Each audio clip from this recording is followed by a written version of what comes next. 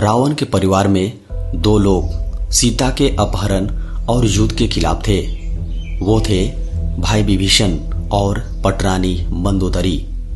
दोनों बिल्कुल युद्ध नहीं चाहते थे और लगातार रावण को सीता को सम्मानपूर्वक राम को लौटा देने के पक्ष में थे।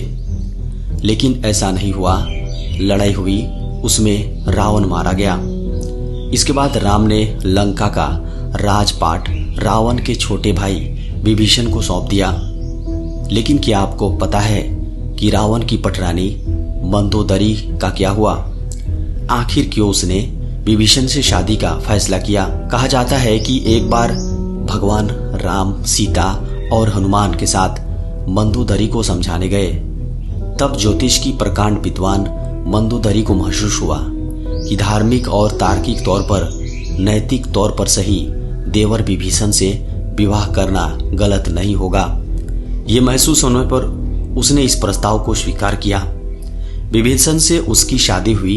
पुराणों की एक कथा के अनुसार आइए अब जानने की कोशिश करते हैं मंदोदरी के बारे में। पुराणों की एक कथा के अनुसार मधुरा नाम की एक अप्सरा कैलाश पर्वत पर भगवान शिव की तलाश में पहुंची।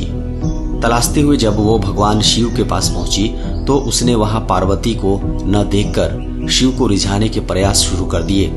जब कुछ समय बाद वहां पार्वती पहुंची तो उन्होंने मधुरा के शरीर पर शिव की भस्म देखी और फिर वो क्रोधित हो गई। पार्वती ने मधुरा को शाप दिया कि वो 12 साल तक मेंढक बनी रहेगी और कुएं में उसका वास होगा। मधुरा को अपनी गलती की कीमत चुकानी पड़ी और असह्य कष्ट का जीवन शुरू हो गया। जिस समय ये सारी घटनाएं घट रही थी उसी समय कैलाश पर असुर राजा मायासुर अपनी पत्नी के साथ तपस्या कर रहे थे। दोनों एक बेटी की कामना के लिए तपस्या कर रहे थे। 12 वर्षों तक दोनों तप करते रहे।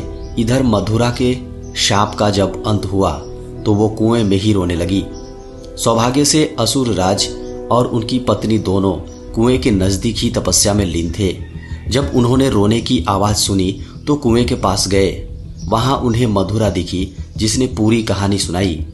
असुर राज ने तपस्या छोड़कर मधुरा को ही अपनी बेटी मान लिया। मधुरा का नाम बदलकर मंदोदरी कर दिया गया।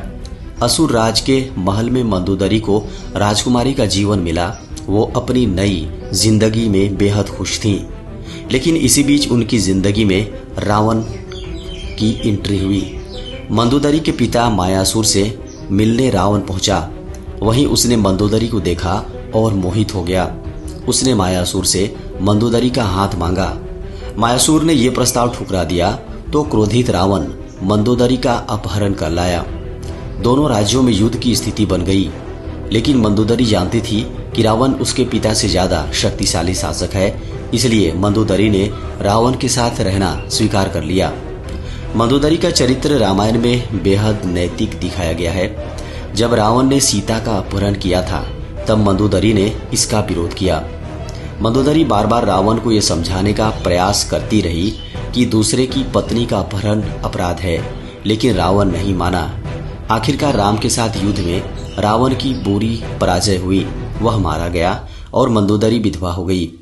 रावण की मौत के बाद भगवान राम ने मंदोदरी को विभीषण से शादी का प्रस्ताव दिया था। उन्होंने समझाया कि विभीषण के साथ मंदोदरी की जिंदगी बेहतर होगी, लेकिन मंदोदरी ने इस प्रस्ताव को अस्वीकार कर दिया।